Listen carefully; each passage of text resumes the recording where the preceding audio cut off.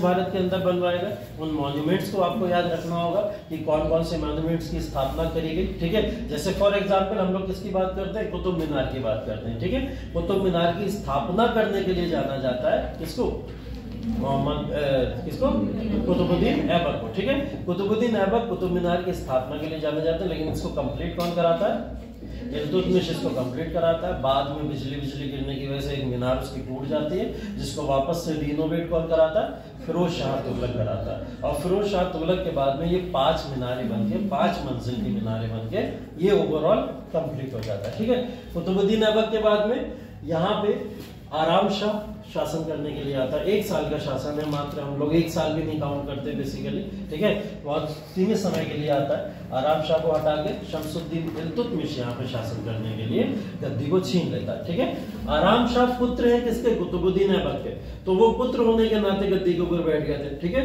But सक्षम नहीं थे, और जनता के प्रति किस तरीके के स्वभाव को रखना चाहिए, शासन कैसे करना चाहिए, ये इनको पता नहीं था। तो ये गद्दी कौन छीनता है इनसे, इल्तुतमिश। इल्तुतमिश गुलाम किसका है, कुतुबुद्दीन ऐबक का, तो इसको गुलामों का गुलाम भी कहा जाता है। इल्तुतमिश के समय में काफी ज्यादा भी चीजें हैं, देखेंगे। इल्तुतमिश के बाद में 36 में कौन आ जाता है, रुकनुद्दीन फिरोज। रुकनुद्दीन फिरोज का साम्राज्य है। रजिया सुल्तान 36 से 40 का समय है, इनके समय में भी कुछ चीजें इंपॉर्टेंट है, वो भी आप देखेंगे। इसके बाद में देखिए बहराम शाह हो गए या मंसूर शाह हो गए, ये इंपॉर्टेंट नहीं है कुछ आपके लिए। नसीरुद्दीन महमूद थोड़े से इंपॉर्टेंट हो जाएंगे, क्योंकि इनके समय काल के अंदर गयासुद्दीन बलबन का प्रभाव बहुत ज्यादा था। इसके बाद में सीधा गयासुद्दीन बलबन साम्राज्य को अपने हाथों में ले लेता है। इसके बाद में अंतिम शासक के तौर पर हम लोग तैमूर शाह को देखते हैं, जो 1290 में साम्राज्य स्थापित करता है। तो ये क्रोनोलॉजी है।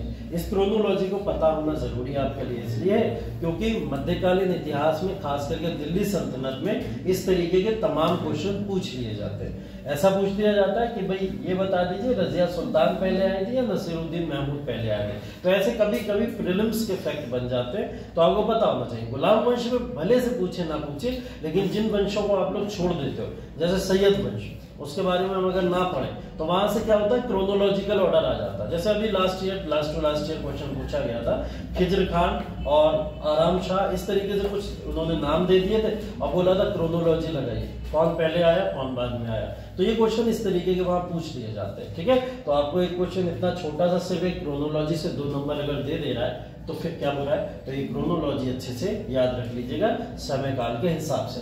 क्रोनोलॉजी पहली चीज तो इस बात की याद रखिएगा कि कौन सा वंश किस समय में आया और उस वंश काल का समय क्या है और समय काल क्या है। ठीक है, तो उस वंश काल के समय काल को भी याद रखिएगा, एक बार यहाँ पे लिख देते। ठीक, उस समय काल को, जैसे हम लोग गुलाम वंश की बात करते हैं, गुलाम डायनेस्टी का समय काल 1206 से कब तक है, 1290 तक है। ठीक है, गुलाम के बाद में हम लोग बात करते हैं खिलजी वंश। खिलजी वंश 1290 से लेकर 1320 का समय काल ये आया। खिलजी वंश के बाद में हम लोग बात करते हैं इसकी, तुगलक वंश। तुगलक 1320 से 1414 का समय काल है, इस समय काल के लिए आया। फिर सैयद वंश आता है, सैयद वंश 1414 से लेकर 1451। ठीक है, ये समय काल है। और लास्ट में लोधी वंश आता है, लोधी डायनेस्टी, और लोधी डायनेस्टी 1451 से लेकर 1526। ठीक है, और इसी के बाद में शुरू हो जाता है भारत में मुगल काल। ठीक है, मुगल काल की शुरुआत इसके बाद में हो जाती है। तो ये कालखंड है, इस कालखंड को याद रखिएगा पूरा का पूरा, गुलाम, खिलजी, तुगलक, सैयद और लोधी वंश। ठीक है, इसके अंदर ये भी पूछा गया था कि सबसे ज्यादा साम्राज्य स्थापित किसके समय काल में हुआ था, कौन दिख रहा है, सबसे लंबा साम्राज्य किसने किया इन 5 में, सबसे लंबा साम्राज्य इसमें किसने किया, तुगलक ने। हाँ जी, तुगलक है सबसे लंबा साम्राज्य जो चला था, वो तुगलक राजवंश। और तुगलक राजवंश में आपको 3 ही इंपॉर्टेंट शासक पढ़ने है ना।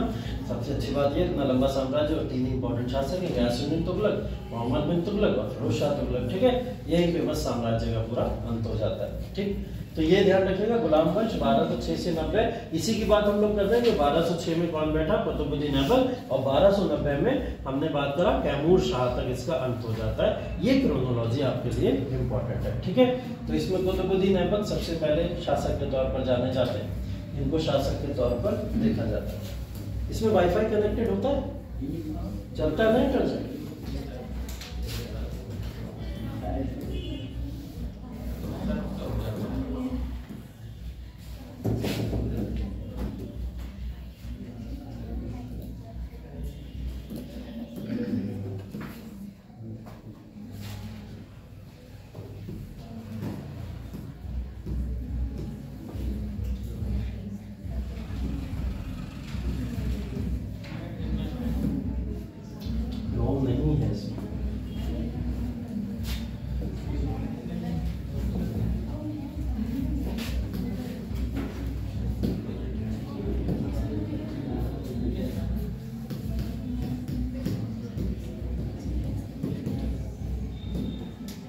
एक वेबसाइट बता रहा हूँ आप लोगों को, इस वेबसाइट को बहुत रिलीजियसली फॉलो कर लीजिएगा, बहुत काम आएगी आपके।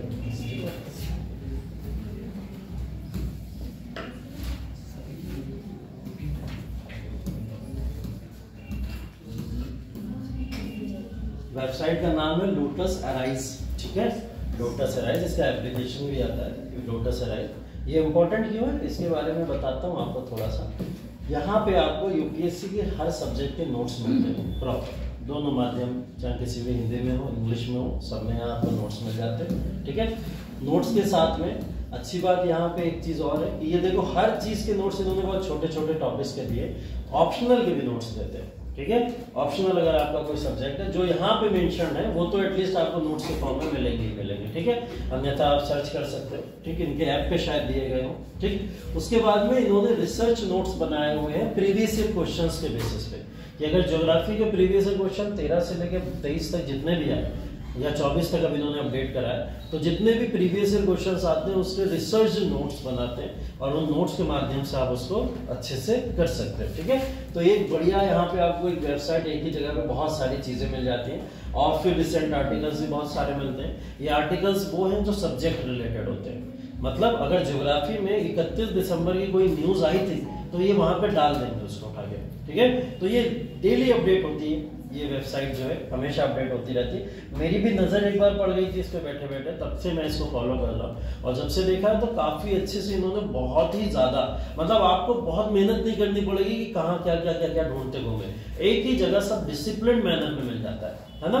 तो खास करके यूपीएससी के लिए तो बहुत ही ज़्यादा प्रभावकारी है। अगर आप अन्यथा पीसीएस की भी तैयारी कर रहे हो तो इन्होंने एक अलग से पीसीएस के लिए भी ब्लॉग बना कर रखा है, तो उसके लिए भी, तो इसके अंदर इन्होंने तमाम ऐसी चीजें टॉपिक्स के तौर पर रखी हुई हैं, तो बहुत सारी चीजें आपको यहाँ मिलती हैं, उसको देखिएगा जाके जरूर, अच्छा है, मुझे तो बढ़िया लगा। बाकी आप लोग अपना रिव्यू दीजिएगा, आप लोग को कैसा लगा। यहाँ पे अगर आप जाएंगे तो यहाँ पे देखिए अलग अलग तरीके के, यहाँ पे आपको स्टेट पीएससी भी मिल जाएगा, जो भी स्टेट पीसीएस बच्चे देना चाहते हैं उससे रिलेटेड भी बहुत सारा मटेरियल यहाँ पे इन्होंने दे रखा है, ठीक है।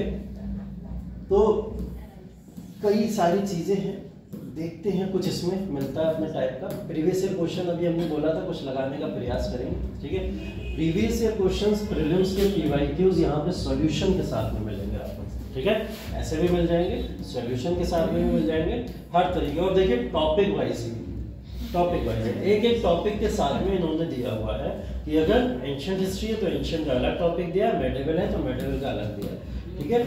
और मैं इस वेबसाइट को बिल्कुल नहीं जानता, तो कोई प्रमोशन नहीं कर रहा हूँ, ठीक है, पहले बता दें मैं बिल्कुल नहीं जानता, मेरी बस नजर पड़ी थी तो मैंने देखा और देखने के बाद में यहाँ पे मैं आपको बता रहा, करना होता प्रमोशन तो यहाँ मीमांसा दिखता है, ये लोटस अराइज थोड़ी दिखता है ना, तो हाँ, तो इसलिए मैंने जो है आपको दिखा रहा हूँ। अब देखिए 2023 में कुछ क्वेश्चन पूछे गए, 24 में भी एक क्वेश्चन पूछा गया था, वो भी मैं दिखा दूंगा आपको। पहले 23 के, यहाँ पे 23 से शुरू है तो 23 में देखिए, इसने बोला था कि इन कुछ डायनेस्टी को कंसीडर करिए, ठीक है, ये कुछ नाम दिए डायनेस्टी के, ठीक। और ये पूछा गया है कि अर्ली 8th सेंचुरी में इनमें से कौन कौन सी किंगडम्स थी जो भारत के अंदर एस्टेब्लिशमेंट कर चुकी थी, या 8वीं शताब्दी में कौन कौन सी किंगडम हुआ करती थी, ठीक है।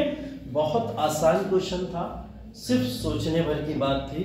अगर हमें सिर्फ कालखंड भी पता होता थोड़ा बहुत तो हम इस आंसर को बहुत अच्छे से सॉल्व करते हैं, ठीक है। और देखिए ऑप्शन का पैटर्न बहुत अच्छा बदला है उसने, ठीक है। उसने बोला ओनली 1, ठीक है, ओनली 2, ओनली 3, या इसमें से कोई भी नहीं, ऐसे करके उसने आंसर दिया था। और एक पैटर्न उन्होंने भी रिसेंटली और इजाद किया है जिसके अंदर कह देता है वो, इसमें से 2 होंगे, इसमें से 3 होंगे, इसमें से कोई भी नहीं होगा, या इसमें से 1 होगा। अब आप उसमें से ढूंढते रहो कौन कौन से हो सकते हैं। तो पेपर वो टफ बनाने के तरीके, ठीक है, इसमें से 2 होंगे, अब आप लोग सोचो इसमें से 2 होंगे, कौन से 2 होंगे, ऐसे भी क्वेश्चन अभी मैं आपको दिखाऊंगा। तो देखिए होयसल है, गाढ़वाल वंश है, काकतीय वंश और यादव वंश, ये 4 वंश दिए, 8वीं शताब्दी के राजवंश पूछे गए, ठीक है।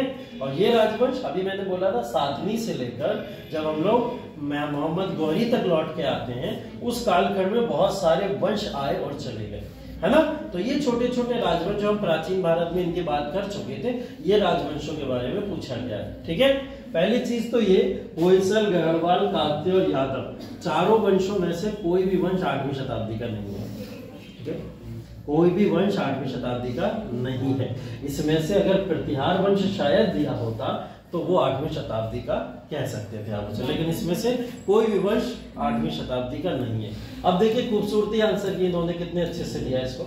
इन्होंने एक एक वंश के बारे में लिखा हुआ है, नोट्स बना के दिए आपको प्रॉपर, ठीक है। इसको जब आप अपने मोबाइल पे खोजोगे तो एक ऑप्शन आता है इंग्लिश टू हिंदी का, ठीक है। वहां पे आप इसको पूरे पेज को ट्रांसलेट हिंदी में कर सकते हो। यहाँ पे तो ऑप्शन नहीं दिख रहा है वरना मैं कर देता। तो ये पूरे पेज को आप हिंदी में भी ट्रांसलेट करके पढ़ सकते हो। एक एक वंश यहाँ पे दिया हुआ और उसके बारे में बताया गया कब कब कौन कौन सा वंश था। जैसे होयसल वंश 11वीं शताब्दी का वंश है, हम लोग जानते हैं इसके बारे में, 11वीं शताब्दी में हमने इसके बारे में पढ़ा था, ठीक है। तो ये 11वीं शताब्दी का वंश था, इसके बारे में यहाँ दिया गया है। उसके बाद प्रतिहार वंश जो था वो 8वीं शताब्दी का जरूरी था, लेकिन प्रतिहार वंश से बहुत सारे वंश टूटे थे और उन्होंने अपनी राजपूत स्टेट्स बना ली थी अलग अलग। बात की थी ना हमने, राजपूत वंश अलग अलग तरीके के ये बन के आए थे। तो ये कई सारे वंश जैसे गाढ़वाल बन गए और जो परमरास बन करके वंश बन गए, इस तरीके के तमाम वंश इसमें क्रिएट होते चले गए। चौहान जैसे अजमेर में अभी हम देख रहे हैं, ये सब राजपूत वंश बन के क्रिएट हो गए थे। किससे टूटे थे? सब टूटे प्रतिहारी से थे। तो प्रतिहार 8वीं शताब्दी में अगर आया तो उसके टूटने वाले वंश के 8वीं में ही आ जाएंगे? नहीं, आगे 9वीं 10वीं वो शताब्दी में आएंगे। तो प्रतिहार के बाद के वंश जो इस समय में आए थे, ठीक है। इसके बाद में एक इंपॉर्टेंट चीज काकतीय राजवंश के बारे में दी थी, जिसकी भी शुरुआत अप्रॉक्स लगभग 950 के आसपास में हुई थी, ठीक है। ये राजवंश की क्रोनोलॉजी आप लोग के पास में लिखी हुई है, जाके अपने नोट्स पलटिएगा थोड़े से तो देखिएगा क्रोनोलॉजिकल ऑर्डर वहां आपको मिलेगा, ठीक है। यादव वंश की तो शुरुआती 12वीं शताब्दी में हुई है देवगिरी के अंदर, है ना। देवगिरी साम्राज्य, यादव वंश की आप स्ट्रगल पढ़ोगे किसके साथ में? अलाउद्दीन खिलजी के साथ में। खिलजी ने गिरफ्त किया था और गिरफ्त करके अलाउद्दीन खिलजी का कौन? मलिक कफूर गिरफ्तार करके लेके गया था, है ना साम्राज्य। ये सब कहानी मैंने वहां बता रखी है। तो यादव वंश तो वैसे ही, तो इसमें से कोई भी आंसर नहीं था। इसके बाद ये देखिए कौन सा शासक था इसमें से जिसने एक बहुत बड़ा डैम बनवाया था तुंगभद्रा रिवर के ऊपर, ठीक है। पढ़ा रखा है, अभी पढ़ाया, रिसेंटली पढ़ाया है। विजयनगर एम्पायर पढ़ा रहा था जब मैं आपको, तो विजयनगर एम्पायर के अंदर मैंने आपको ये बताया था कि विजयनगर एम्पायर में तुंगभद्रा रिवर के ऊपर कैनाल बनाने वाला शासक देवराय प्रथम है, ठीक है। देवराय प्रथम ने इस समय बनाया था तो ठीक है। इन्होंने कुछ डिटेल्स भी दे दी, ठीक है। इन्होंने बहुत सारी यहाँ पे डिटेल्स भी दी हैं कि क्या क्या देवराय वन ने अपने समय काल के अंदर किया था, ठीक है। तो ये जो मैं आपको बार बार बताता हूँ ना कि जब भी किसी क्वेश्चन को आप करो तो उसकी डिकोडिंग करा करो। तो ये डिकोडिंग करी है इन्होंने प्रॉपर तरीके से, और अगर आप इस डिकोडिंग को कर लोगे तो मुझे नहीं लगता फिर कोई क्वेश्चन आपसे गलत होगा। अभी ये वाला क्वेश्चन जब आप देख के आ रहे हो, ये वाला क्वेश्चन जब आपने ये 4 वंश अलग अलग, इन्होंने चारों वंश को डिटेल में एक्सप्लेन किया। अब इसी 4 वंश से अभी आप 2022 में एक क्वेश्चन देखोगे, और कहते हैं लोग क्वेश्चन पेपर में क्वेश्चंस रिपीट नहीं होते, यूपीएससी में खास करके। अभी रिपीटेशन दिखाऊंगा तुरंत, इसके बाद में 22 में आपको रिपीट दिखाऊंगा। बस इन वाले 4 वंश को याद रखिएगा और 4 वंश से रिलेट आपको दिखेगा अभी क्वेश्चन वहां पे। तो देवराय वन के बारे में इन्होंने क्या बताया, पूरी डिटेल यहाँ पे आपको दे दी है। इन्होंने डैम बनवाया, किसके लिए? इरिगेशन पर्पस के लिए। अभी रिसेंटली हमने ताजा ये सब पढ़ा है ना। देवराय वन का साम्राज्य काल 6 से 22 हमने पढ़ा है। इनके समय में निकोलो कोंटी आया था, वो भी बताया था मैंने। महिलाओं की स्थिति के बारे में बहुत कुछ लिख के गया। यहाँ पे सती प्रथा से लेके या तमाम महिलाओं की जो स्थिति थी वो सब उसने लिखी है, निकोलो कोंटी ने, ठीक है। तो निकोलो कोंटी के बारे में यहाँ पे दिया गया, ठीक है। हर एक चीज यहाँ पे दी है। मधुरा के बारे में बताया था मैंने आपको, है ना। एक पोएट था इनके समय काल के अंदर जिसका नाम मधुरा था, जो जैन पोएट था, है ना, जिसने जैन से रिलेटेड टोटल 15 तीर्थंकरों के बारे में लिखा था, है ना। वो चीज यहाँ पे लिखी हुई है, ठीक है। अब ये सब क्वेश्चन इसी तरीके के घूम करके आ जाते हैं और मुझे नहीं लगता इससे ज्यादा डिटेल में और कभी जरूरत होती है। हजाराराम टेम्पल की बात की थी हमने, देवराय वन ने बनाना शुरू किया था और कब बन गया? देवराय द्वितीय के समय काल के अंदर कंस्ट्रक्ट होकर तैयार हो गया। तो ये सब वहां पे देवराय वन के समय में दिया गया। भीमा देवी इनकी वाइफ थी जिन्होंने जैन धर्म को स्वीकार किया था और उन्होंने वहां पे, कहां पे? श्रीवर्णन गोला जो जगह है, कहां पे? कर्नाटका के अंदर, जहां पे चंद्रगुप्त मौर्य ने अपनी समाधि ली थी, वहां पे इन्होंने एक टेम्पल का कंस्ट्रक्शन करवाया। ये इंपॉर्टेंट फैक्ट्स है बस जो आपको पढ़ने होते हैं। अब आपका ये खत्म हो गया देवराय वन का साम्राज्य काल पूरा का पूरा, ठीक है। और इसको हमने थ्योरी में पढ़ लिया था प्रॉपर तरीके से। ऐसे ही क्वेश्चन देखिए यूपीएससी में इतने हल्के लेवल के क्वेश्चन आपसे पूछे जाते हैं और हम उसको बहुत टफ समझ के छोड़ देते हैं। टफ नहीं होते, आपने पढ़ा नहीं है, इस बात को स्वीकार करो। ठीक है, क्वेश्चन टफ नहीं होता। आप नहीं पढ़ पाए हो इसका मतलब ये थोड़ी वो टफ हो गया, आपने उसकी नजर ही नहीं की, आपने उस टॉपिक को पढ़ा नहीं, तभी वो आपके लिए टफ हो गया। अगर आपने उसको डिटेल में पढ़ा होता तो नहीं होता। ये देखिए मेडिवल गुजरात के अंदर किसने दमन और दीव दे दिया था पुर्तगालियों को? बहादुर शाह, ठीक है, बहादुर शाह ने दमन और दीव दे दिया था। इसके पीछे की डिटेल की एक कहानी सुना चुका हूं मैं आपको, ठीक है। क्या कहानी थी? हुमायूं से रिलेटेड कहानी सुना चुका हूं, है ना। हुमायूं से रिलेटेड कहानी ये थी कि गुजरात का शासक है बहादुर शाह, है ना। गुजरात का शासक बहादुर शाह। बहादुर शाह ने कहाँ अटैक किया था? मेवाड़ और चित्तौड़ के ऊपर, क्योंकि गुजरात से मिला हुआ राजस्थान है और ये राजवंशों के ऊपर वहां के अपना रूल स्थापित करना चाहता था, ठीक है। वहां की महारानी ने मदद किससे मांगी? हुमायूं से, क्योंकि उस समय रूल कौन कर रहा था? हुमायूं रूल कर रहा था। हुमायूं से मदद मांगी। जब हुमायूं से मदद मांगी तो एक लेटर लिख के हुमायूं तक भेजा था। वो लेटर हुमायूं तक नहीं पहुंच पाया, ठीक है, जिसकी वजह से क्या हुआ, इतने समय में बहादुर शाह घुस गया राजस्थान के अंदर। महारानी को करना पड़ गया जौहर, ठीक है, और वहां की तमाम महिलाओं ने कर लिया उस समय जौहर।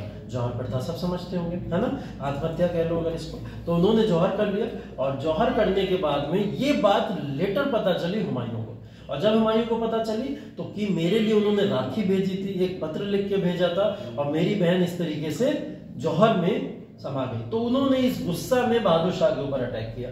बहादुर शाह के पीछे पड़ा था हुमायूं। हुमायूं जब बहादुर शाह के पीछे पड़ा, बहादुर शाह को समझ आ गया कि मेरा बचना इम्पॉसिबल है, अब भारत का कोई दूसरा स्वतंत्र शासक भी मुझे नहीं बचाएगा, क्योंकि मुगल सम्राट ही मेरे पीछे पड़ा हुआ है, ठीक है। तो ये किसके पास भाग के पहुंचा? पुर्तगालियों के पास, और पुर्तगालियों से इसने एक डील करी। वो डील ये थी कि दमन और दीव का जो इलाका है, जो ट्रेड इलाका है, पूरा का पूरा कोस्टल इलाका है, वो मैं तुम्हें दे दूंगा अगर तुम लोग मुझे बचा लेते हो। तो एक संधि थी, है ना। तो ये किसने करी थी? बहादुर शाह ने किसके साथ करी थी? पुर्तगालियों से। इसने दमन और दीव दे दिया और पुर्तगालियों ने बहादुर शाह को बचा लिया, और बचाने के बाद में इसको वापस से गुजरात में भी इस्टेब्लिश करा दिया, ठीक है। ये सब हुआ। हुमायूं भी पीछे हट गया उसके बाद में। हुमायूं ने इंटरफेयर इसलिए नहीं किया क्योंकि पुर्तगाली बीच में आ चुके थे, ठीक है, इस वजह से हुमायूं भी पीछे हट गया। बट बाद में बहादुर शाह को समुद्र में टहलाते हुए पुर्तगालियों ने लात मार के समुद्र में फेंक दिया था। ये भी याद होगा आपको, है ना, बताई थी कहानी मैंने आपको। तो बहादुर शाह को लात मार के समुद्र में पुर्तगालियों के द्वारा फेंक दिया गया, जिसके बाद बहादुर शाह का रेन खत्म हो जाता है, शासनकाल खत्म, ठीक। तो बहादुर शाह की कहानी ऐसे याद रखनी थी। इस वजह से मेडिवल गुजरात के अंदर जो सरेंडर किया था पुर्तगीज को, दमन और दीव, यही था, ठीक है, इसने सरेंडर कर दिया था। इस कहानी से आप याद रख सकते थे, ये वही सब बातें लिखी हुई अंग्रेजी भाषा के अंदर, ठीक है। तो ऐसे करके ये क्वेश्चन जो है आपसे इस तरीके से ये पूछ लेते हैं, ठीक है। अब देखिए मैं जो बता रहा था आपको उसी से रिलेटेड कुछ क्वेश्चन दिखाता हूं मैं आपको। ये देखिए पहले क्वेश्चन 2022 में पूछा गया, 4 शासक दिए हैं और चारों के राजवंश दिए। कौन सा राजवंश कौन से शासक से रिलेट करता है? अभी मैं आपको पीछे बता के आया हूं कि प्रतिहार वंश से ही कई सारे राजवंश टूटे थे, जिसमें से एक वंश परमार वंश भी था, ठीक है। अब देखिए क्वेश्चन का आंसर जो ऑप्शन बनाया इसने, only 1 pair, only 2 pairs, only 3 pairs, all 4 pairs, ठीक है। अब आपको ये ढूंढना ही नहीं है कि इसमें से पहला सही है, गलत है, दूसरा सही गलत है। वो पूछ रहा है क्या 1 पेयर सही है, या 2 पेयर सही है, 3 पेयर सही है, 4 पेयर सही है। ये ऑप्शन उसने टफ कर दिया, क्वेश्चन अभी भी इजी, ठीक है। अगर आपने ये चारों राजवंश पढ़े होंगे, इनके बारे में सुना होगा, तो इसमें से कौन कौन शासक रहा है उन शासकों के बारे में भी आप जानते हैं, ठीक है। अब देखिए इनके आंसर देने का तरीका, ठीक। इन्होंने सबसे पहले गुर्जर प्रतिहार वंश को उठाया और उनके सारे इंपॉर्टेंट शासकों के नाम लिख दिए, ठीक है। इस समय के कौन कौन इंपॉर्टेंट शासक थे, गुर्जर प्रतिहार वंश से उठाया और चारों उनके जितने इंपॉर्टेंट शासक थे उनके बारे में यहाँ पे लिख दिया, ठीक है। अब इससे ज्यादा आसान शायद और कोई बनाएगा नोट्स आपके लिए, जो इसके अंदर प्रीवियस ईयर के बने हुए, है ना। अब सारे अगर आपको यहीं पे ये मिल गए तो शायद आगे चल के हो सकता है क्वेश्चन परिवर्तित भी करेगा वो इस वंश से रिलेटेड, तो अब आप इसी से सॉल्व कर ले जाओगे। तो सिर्फ क्वेश्चन सॉल्व नहीं करना होता, उसका आंसर नहीं ढूंढना होता, डिकोड करना होता है इस तरीके से, ठीक है। तो ऐसे अगर आप डिकोड करके इसको अच्छे से सॉल्व करना शुरू करोगे तो आपको सारे के सारे आंसर इस समय मिल जाएंगे, ठीक है। सबके इंपॉर्टेंट दिए हुए, ये सब मैं आपको पढ़ा चुका हूँ, जाके क्रोनोलॉजिकल ऑर्डर अपने नोट्स में भी चेक कर लेना। ये इस समय का कन्नौज ट्रायंगल कहलाता था, जब ट्रिपर्टाइट स्ट्रगल भी हुआ था, इस समय में त्रिपक्षीय संघर्ष हुआ था इन तीनों शक्तियों के बीच में, है ना। गुर्जर प्रतिहार, पालाज और राष्ट्रकूट, ये कहलाता था उस समय का, एक ट्रायंगल उस समय का, कन्नौज ट्रायंगल हम इसको कहते थे। और इन तीनों में त्रिपक्षीय संघर्ष हुआ था शक्ति को लेकर, ये कौन आगे चल के करेगा। तो ये इस समय का एक मैप है कि 8वीं 9वीं 10वीं शताब्दी में भारत कैसा है। तो उस समय का भारत ये आपको सामने दिखाया गया, ऐसा भारत था। थोड़ा सा और इसको मॉडिफाई कर दो तो कुछ इस तरीके का भारत इस समय दिखता था, ठीक है। ये थोड़ा सा और लेटर हम बात करेंगे, 11वीं शताब्दी के अंदर भारत ऐसा हो गया था। इस समय में भाई गजनवाइट्स भी दिखाई देते थे ऊपर, क्योंकि महमूद गजनी ने अटैक कर दिया था, पीछे देख के आए थे हम लोग। और इस समय में चौहान वंश कहाँ पे है, प्रतिहार कहाँ पे है, ठीक है, राजपूत किंगडम बन चुकी है, चंदेल शासक कहाँ पे, सेना वंश यहाँ पे है, बंगाल के इलाके के अंदर, या पूरब का पूरा इलाका इसमें पाया जाता था। ये मैप स्ट्रक्चर जो होता है, इससे माइंड में रह जाती हैं चीजें कि आपको बस एक बार 2-3 बार अगर आप इस मैप को देख लोगे सिर्फ और सिर्फ, तो आपको याद रह जाएगा कि कौन सा राजवंश कहाँ कौन से इलाके में था। और ये मानिए यकीन कि आप इसी के बेसिस पे कई सारे क्वेश्चन सॉल्व कर देते हो मध्यकालीन भारत में। अगर मैप अच्छे से याद है आपको, तो मैप के आधार पर ही आप बहुत सारे क्वेश्चन वहां पे टैकल कर लोगे, सॉल्व कर दोगे, ठीक है। तो ये याद रखिएगा, कुछ इस तरीके की चीजें। देखिए बहुत अच्छे से इन्होंने इन सारी चीजों को दिया, बढ़िया तरीके से दिया। एक वर्ड यूज होता था फनम, ठीक है, मध्यकालीन भारत में एक वर्ड यूज होता था फनम। फनम बेसिकली कॉइन्स को बोला जाता था उस समय, ठीक है। फनम हो सकता है अगली बार कोई और सा वर्ड आ जाए कॉइन्स को लेके, कॉइन्स के तो बहुत सारे नाम थे, इन्होंने फनम दे दिया। तो फनम क्यों दे दिया, क्योंकि फनम उस समय में न्यूज में था, ठीक है। तब हमें थोड़ा न्यूज की तरफ भी जाना पड़ता है, देखना पड़ता है कि उस समय न्यूज में क्या चल रहा है, कौन सी चीजें उस समय न्यूज में चल रही। अब देखिए इन्होंने जितने भी तरीके के कॉइन्स हो सकते थे सारे नाम लिख दिए, ठीक है। कॉइन्स को क्या क्या कहा जाता था सारे नाम यहाँ पे लिख दिए सब। अब बचेगा क्वेश्चन इसमें से, शायद अब कॉइन से रिलेटेड कोई भी क्वेश्चन आ जाए, नहीं बचेगा, ठीक है। तो ऐसे चीजों को अगर अच्छे से आप पढ़ोगे तो मेरे ख्याल से बढ़िया तरीके से आप इसको सॉल्व कर सकते हो। ये क्वेश्चन सॉल्व करिए, बढ़िया क्वेश्चन है, अच्छा क्वेश्चन है, इसको आप लोग सॉल्व कर लोगे। पहला ऑप्शन दिया है, पहला मंगोल का आक्रमण भारत के अंदर तब हुआ जब जलालुद्दीन खिलजी रूल कर रहा था, ठीक है। पहला स्टेटमेंट पढ़ चुके हैं आप इसके बारे में। बाद में बोल रहा है अलाउद्दीन खिलजी के रेन के समय एक मंगोल अटैक हुआ भारत के ऊपर, जिसने दिल्ली के ऊपर अटैक करके दिल्ली को कंट्रोल में ले लिया था। दूसरा ऑप्शन दे रहा है। तीसरा, मोहम्मद बिन तुगलक ने नॉर्थ वेस्ट किंगडम के कहीं ना कहीं मंगोलों के हाथों खो दी थी, ठीक। नॉर्थ वेस्ट की बात अगर हम करें तो वही इलाका है सिंध का, पाकिस्तान का जो आज के समय का है वो वाला इलाका, ये मोहम्मद बिन तुगलक ने खो दिया था। क्या सही हो सकता है इसमें से? मंगोल इन्वेजन तो पढ़े हैं आप लोगों ने, और किस किस के समय में हुए ये भी पढ़े हैं आप लोग।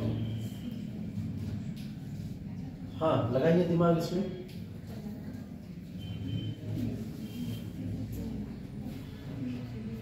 पहले वाला गलत होगा, बलबन के टाइम पे आ गए थे मंगोल। पहला गलत होगा, बलबन के समय ही आ गए थे मंगोल, और बाकी तो क्या कहते हैं इल्तुतमिश के टाइम पे ही आ गए थे। इल्तुतमिश के समय में पहला मंगोल अटैक हुआ था, ठीक है। जलालुद्दीन खिलजी के समय नहीं हुआ था, इल्तुतमिश के समय में पहला मंगोल अटैक हुआ था।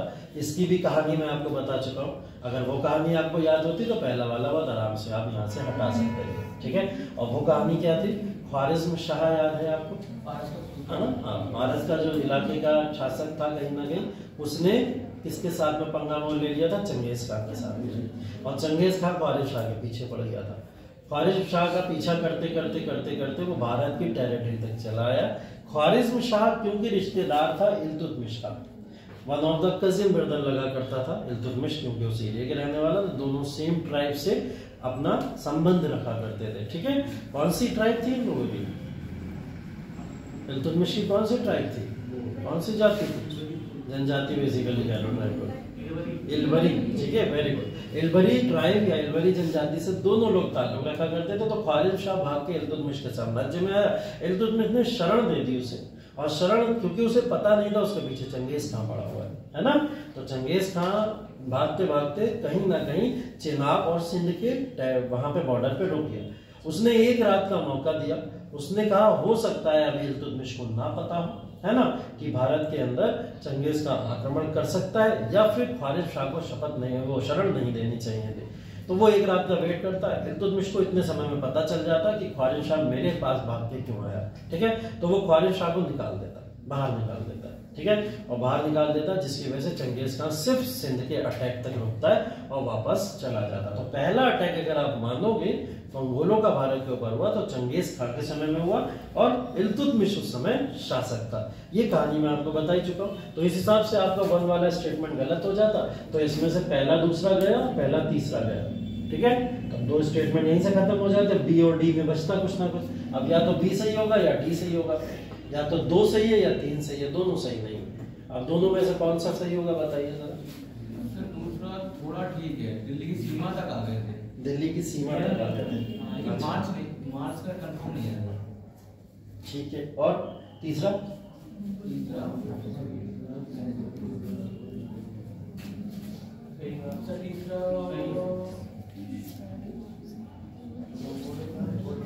तीसरा कह रहा है कि मोहम्मद बिन तुगलक ने उत्तर पश्चिम के इलाकों को खो दिया था मंगोलों के हाथों। तीसरा कह रहा है मोहम्मद बिन तुगलक ने उत्तर पश्चिम के इलाकों को खो दिया था मोहम्मद बिन तुगलक मंगोलों के हाथों से।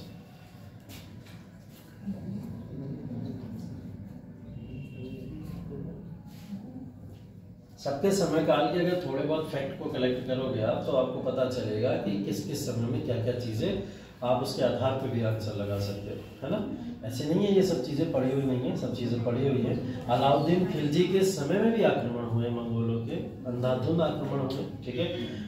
इल्तुतमिश के समय में या फिर हम गुलाम वंश में देखें बहुत सारे आक्रमण हुए, और तुगलक के समय काल में भी हुए।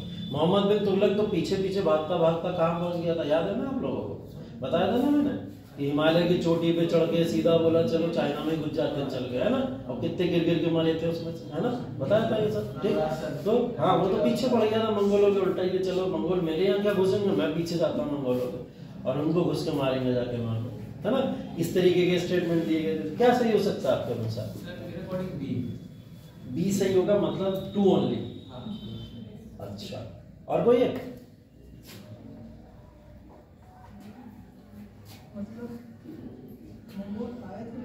कब्जा नहीं किया,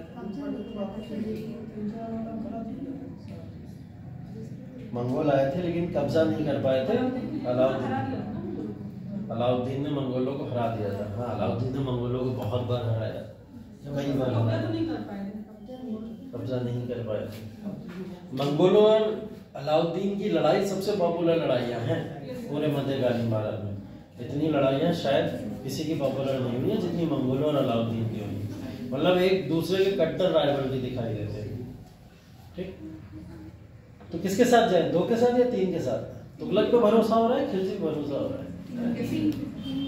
बी, डी, चल ठीक है, देखते क्या आंसर है। ओनली, ठीक है, 2 ओनली इसका आंसर। मोहम्मद बिन तुगलक ने टेम्परली लूज कर दिए थे कुछ पोर्शन अपने नॉर्थ वेस्ट किंगडम के, ठीक।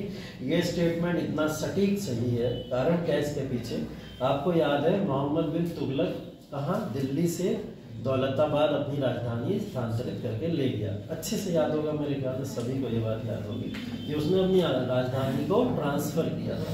ट्रांसफर करने का कारण ही यही था कि नॉर्थ वेस्ट में मंगोल घुस गए थे और वो अपनी दिल्ली की राजधानी को बचाना चाहता था, मतलब अपनी राज्य को बचाना चाहता था, जिसकी वजह से दौलताबाद में ट्रांसफर किया था उसने, नॉर्थ वेस्ट तक घुस गए थे, ठीक है। ये बात यहाँ पे बोली गई है। तो मोहम्मद बिन तुगलक ने लॉस्ट टेम्परली नहीं किया था, परमानेंट लूज कर दिया था। अगर यहाँ परमानेंट वर्ड लिखा होता तो ये बात थोड़ी उचित यहाँ पे साबित हो जाती, ठीक है। एक वर्ड ने इस आंसर को गलत कर दिया, सिर्फ एक वर्ड, ठीक है। यहाँ पे एक वर्ड ने इस आंसर को गलत कर दिया। ये देखो, during the reign of Alauddin Khilji one Mongol assault march up to Delhi. एक समय में ऐसा हुआ था अलाउद्दीन खिलजी के समय काल के अंदर कि मंगोलों का एक जत्था दिल्ली तक बढ़ गया था और दिल्ली तक बढ़ के उन्होंने दिल्ली के कुछ पार्ट में अपना आक्रमण करके राज्य स्थापित कर लिया था कुछ समय के लिए। हाँ, कुछ समय के लिए, क्योंकि उसी समय में अलाउद्दीन खिलजी चित्तौड़ के आक्रमण के लिए निकला हुआ था दिल्ली से। तो दिल्ली उस समय में खाली सी थी, राजा था नहीं, तो उतने समय के लिए कर लिया। वो वापस चित्तौड़ से आया, मंगोलों को यहाँ से भगा दिया, ठीक है। मंगोलों को कई बार जीता, कई बार हराया। इसका मतलब ये बिल्कुल नहीं हो सकता कि मंगोल कुछ कर ही नहीं पाए उस समय में, है ना। मंगोल आए भारत के अंदर, दिल्ली की गद्दी के ऊपर घुस गए थे और घुसने के बाद में अलाउद्दीन वापस से कैप्चर करता, क्योंकि इस समय में अलाउद्दीन चित्तौड़ की विजय के लिए गया हुआ था, ठीक है। ये हाँ, नॉर्थ वेस्टर्न का जो इलाका था वो परमानेंट लॉस हो गया था इसके हाथों से, क्योंकि दिल्ली से दौलताबाद ये जा चुका था उस समय, ठीक है। सीमा थी जो पहले सिंधु होती थी वो बाद में नदी के नीचे आ जाती है। हाँ हाँ, ये बेसिकली नॉर्थ वेस्ट का जो इलाके की मैं अगर बात कर रहा हूँ तो सिंधु हो गई, चेनाब हो गई, आपका लाहौर का पाकिस्तान का इलाका पूरा ले उठा दो, ठीक है। हाँ, तो जीत लिया था वापस, ठीक है। परमानेंटली लॉस का मतलब उसने पूरे के पूरे इस चीज को जीता था। चाइना के अंदर भी घुस गया, मैंने ये भी बताया था आपको, वो भी जीतता हुआ मतलब गया था जीतने, क्या जीत पाया था उसको? इसके जितने भी आक्रमण हुए थे शायद सफल नहीं थे, या जो भी नीतियां बनाता था वो असफल हो जाते थे, ये तो हमने देखा ना। तो ये कहीं ना कहीं अपने हाथ से ये खो चुका था। इसको फिरोज शाह तुगलक ने वापस टेरिटरी में मिलवाया था लाके। नॉर्थ वेस्टर्न एम्पायर जो इसके हाथ से छूटा था उसको फिरोज शाह तुगलक ने टेरिटरी में वापस मिलवाया था लाके, ठीक है। ध्यान रखिएगा, ये स्टेटमेंट अच्छा स्टेटमेंट है, ऐसे स्टेटमेंट यहाँ पूछे जाए। यहाँ पे देखिए सब लिखा हुआ भी है, अगर कोई कंफ्यूजन होगा तो आप लोग यहाँ पे लिख सकते हो। ये कूला दरान करके एक वर्ड यूज होता है मध्यकालीन भारत में। ये कौन लोग थे? अरब के व्यापारी थे, कलंदर मतलब मस्त मलंग लोग थे, पर्शियन कैलीग्राफिस्ट मतलब जो लोग लिखते हैं कुछ वो आर्ट्स वार्ट्स बनाते हैं, या फिर सैयद थे।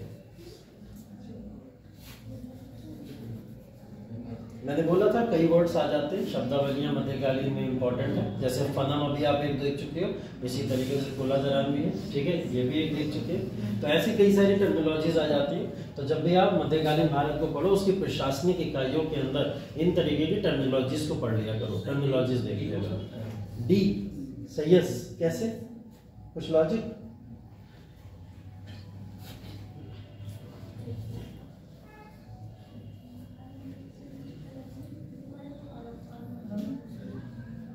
पढ़ा हुआ है इसलिए, या फिर कोई है इसका मतलब? सर वो अपने आप को वंशजी मान, सैयद का मतलब होता है सर वो वंशज होते हैं।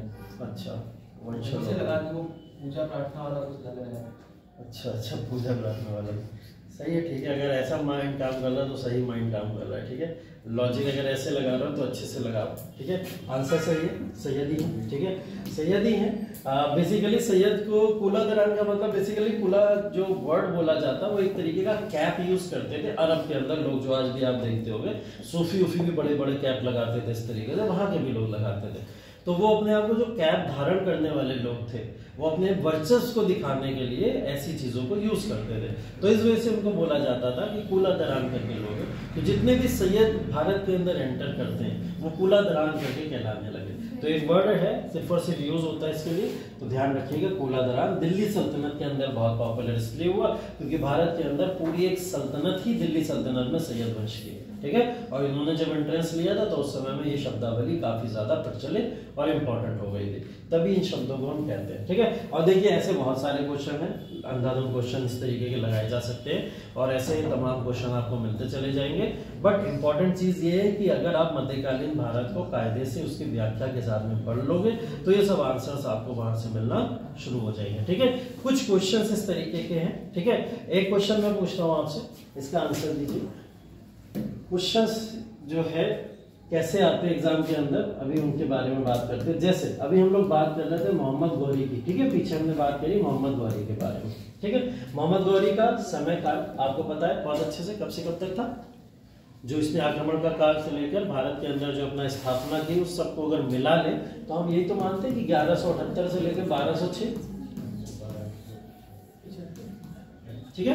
1178 से लेकर 1206 मानते हैं, ठीक है। हाँ 75 भी जिसने बोला वो भी सही है। एक आक्रमण हुआ था, ठीक है, एक आक्रमण हुआ था बट वो भी असफल आक्रमण था, इसलिए हमने काउंट नहीं किया। 78 से काउंट इसलिए करते हैं, डायरेक्ट इन्वेजन शुरुआत दिखाई देती है यहाँ से, ठीक है।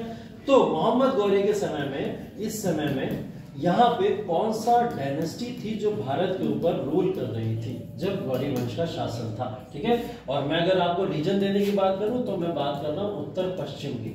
उत्तर पश्चिम में कौन सी डायनेस्टी थी इस समय में जो गौरी वंश के समय में भारत के अंदर रूल कर रही थी? चालुक्य, चौहान वंश, सिर्फ चौहान वंश या और कोई भी? चालुक्य भी। चालुक्य की क्या टेरिटरी थी? चालुक्य की टेरिटरी क्या थी? उत्तर पश्चिम। जब मैं ये वर्ड लिखता हूँ उत्तर पश्चिम तो आप लोग कहाँ तक की सीमा समझते हैं? गुजरात तक की सीमा, नीचे यहाँ गुजरात तक की सीमा, और ऊपर तो लगभग कश्मीर अश्मीर का सब इलाका आ जाता है वो पूरा का पूरा। ये पूरी की पूरी अगर मैं बेल्ट बात करूँ, ये सब उत्तर पश्चिम है, यही है उत्तर पश्चिम, ठीक है। तो इस पूरी टेरिटरी के अंदर कौन से राजवंश शासन कर रहे थे, डायनेस्टी की बात करें। एक तो आपने बताया हाँ चौहान वंश था, ठीक है, चौहान वंश था, चौहान डायनेस्टी की बात हम लोग कर रहे हैं, ठीक है, चौहान वंश है। और कोई था, गढ़वाल वंश कहाँ पे था, कन्नौज का इलाका है, ठीक है, वो चौहान वंश है, गढ़वाल वंश आप कह लो, ठीक है, गढ़वाल वंश कन्नौज के इलाके में, अभी हम जयचंद वगैरह की बात कर रहे थे, ठीक है, चलो ये वंश हो जाएगा। गुजरात में चालुक्य, गुजरात के अंदर चालुक्य वंश हो गया, चालुक्य भी गुजरात में आ जाएंगे। और कोई कश्मीर में एक है जब जहाँ कश्मीर में विक्रमादित्य हो रहे हैं वहाँ पे, कश्मीर विक्रमादित्य वंश कौन सा था उधर,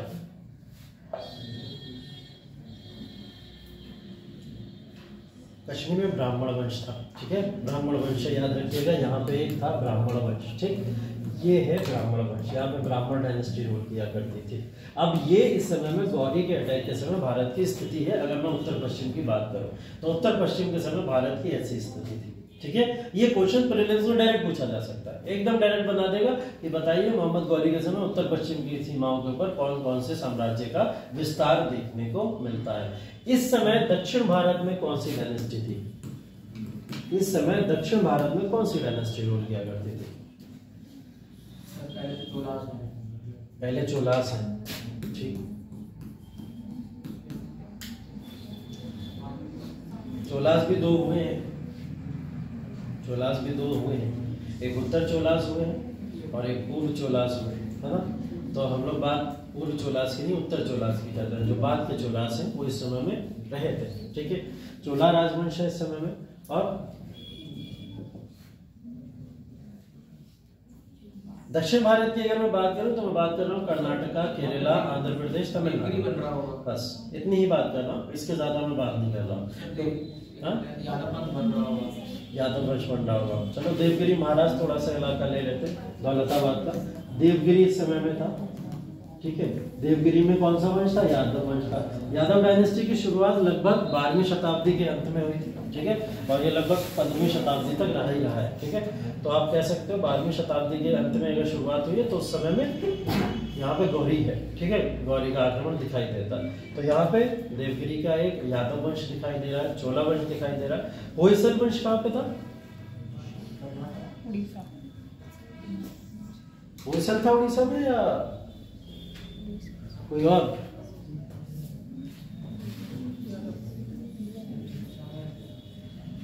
वारंगल कहाँ पड़ता है, वारंगल कर्नाटक में पड़ता है, वारंगल, अब तो मैंने जगह भी बता दी, होयसल वंश वारंगल से रिलेटेड थे, वारंगल पूरी राजधानी उन्होंने बना के रखी थी, वारंगल पश्चिम बंगाल,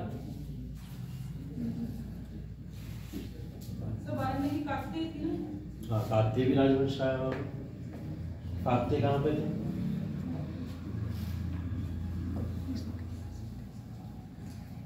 यही है लैक ऑफ रिवीजन, इसलिए मुझे लग रहा बोला गया मुझसे जाइए पहले मध्यकालीन रिवाइज तो करा दीजिए बच्चों को, उसके बाद आर्ट एंड कल्चर शुरू करिए, तभी शायद बोला गया था कि आप करा तो दीजिए, बच्चे अभी कहीं ना कहीं मध्यकालीन ही नहीं सही से पढ़ पाए।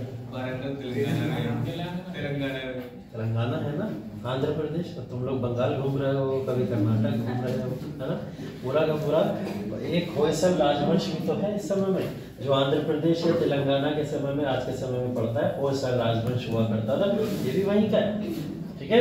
दक्षिण भारत के राजवंशों में चोला, होयसल और यादव वंश ये इंपॉर्टेंट राजवंश है जो इस समय में भारत में यहाँ पे रहा करते थे। अब आप मोहम्मद गौरी डिटेल में पढ़ के चले आए, अब आपको यही नहीं पता है कौन कौन से राजवंश भारत के अंदर उस समय में थे, तो ये भी कहीं ना कहीं मुश्किल स्थिति पैदा कर देगा। और मैं जब भी कोई भी शासक या राजवंश नया शुरू करता हूँ तो आपको भारत की स्थिति जरूर बताता हूँ। जैसे भारत में बाबर घुसा, बाबर ने घुसने के समय भारत की इंडिपेंडेंट टेरिटरी किस किस के हाथों में थी, ये भी बताया था मैंने आपको, है ना। तो इस समय में कौन कौन से राजवंश थे इनको याद रखो। और अभी भी किसी ने लिखा नहीं है, पूरा क्लास बैठा है सिर्फ देख रहा है कि बस दिमाग में बैठ जाए कि हम इतने इंटेलिजेंट हैं कि हमारे दिमाग में बैठ जाएगी बात। रिवीजन का मतलब क्या सिर्फ कहानियां सुनना होता है? कलम कॉपी ये जो आपके हाथों में दी है भगवान ने, और हाथ भी दिए हैं सबको, काहे के लिए दिए? किसी न किसी कार्य के लिए दिए। ये दोनों बच्चे बस आगे बैठ के यही लिख रही हैं, बाकी मुझे कोई लिखता हुआ दिखाई नहीं दे रहा बस। और अगर ये राजवंश यहाँ पे कहीं मिलेंगे फिर बाद में अलग से ढूंढोगे जाके, कभी क्वेश्चन आएगा तब जाके रिवाइज करोगे जाके। अगर कुछ एक्स्ट्रा नॉलेज चल रही है क्लास के अंदर तो उसका उपयोग कर लो, कुछ कर लिख लो, कुछ काम आ जाएगा आपके। उत्तर भारत में कौन कौन से राजवंश थे? उत्तर पश्चिम सीमा में जब गौरी ने आक्रमण किया। दक्षिण की सीमाओं में कौन कौन से राजवंश थे? या तो याद है तो बहुत अच्छी बात है, नहीं है तो लिख लो। याद होता तो बता चुके होते तुम लोग, इतनी देर कहाँ लगती फिर हम लोग को इस क्वेश्चन में, है? लिखो।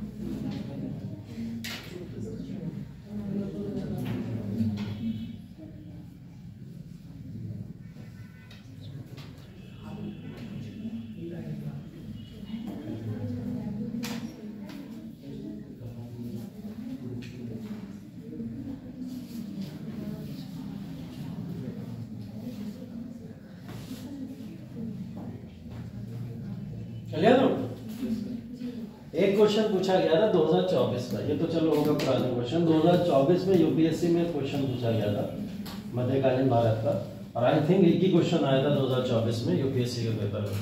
निम्नलिखित में से किसने पुर्तगालियों को भटकल में किला बनाने की अनुमति दी थी? ठीक है, ये क्वेश्चन यूपीएससी में पूछा गया था।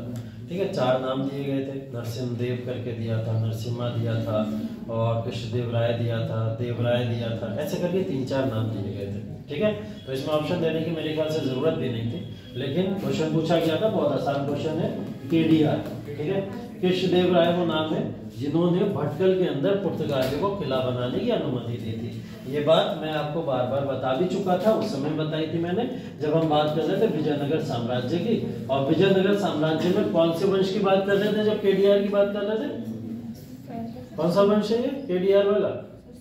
सलूब वंश है। ठीक है, सलूब राजवंश जब शुरू हुआ था तो केडीआर उसके सबसे महत्वपूर्ण शासक थे। समय काल था 1509 से लेके 1529। ठीक है, ये इनका समय काल था। इसी समय काल के अंदर पुर्तगालियों को व्यापार करने के लिए इन्होंने भटकल में किला बनाने की भी अनुमति दी थी। भटकल में किला बनाने का मतलब, भटकल का जो इलाका है वो कर्नाटका में पड़ता है, ये भी बात ध्यान रखिएगा। कर्नाटका कंट्रोल में था विजयनगर एम्पायर के, और पुर्तगालियों को वहां पे किला बनाने की अनुमति का मतलब क्या हो गया?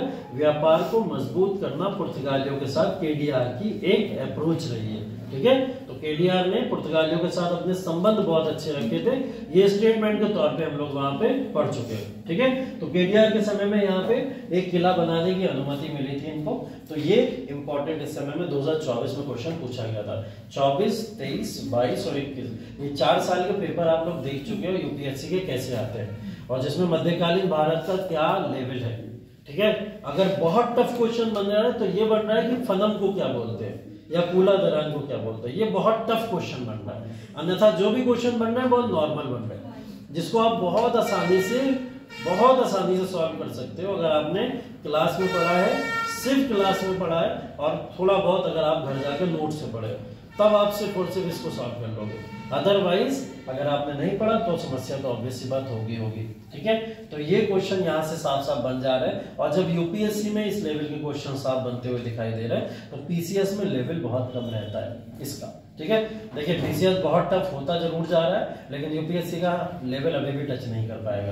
ठीक है, और कर भी नहीं पाएगा, ना कभी करेगा। यूपीएससी उससे 4 कदम और आगे चला जाता है जब तक वो वहां तक पहुंचने का प्रयास करता है। ठीक है, तो अभी 2024 का रिसेंट क्वेश्चन जब ऐसे करके सॉल्व कर सकते हो आप, तो आप कोई भी क्वेश्चन इसमें सॉल्व कर सकते हो। मध्यकालीन भारत के क्वेश्चन आ रहे हैं, ज्यादा पूछे जा रहे हैं, कोई भी हो।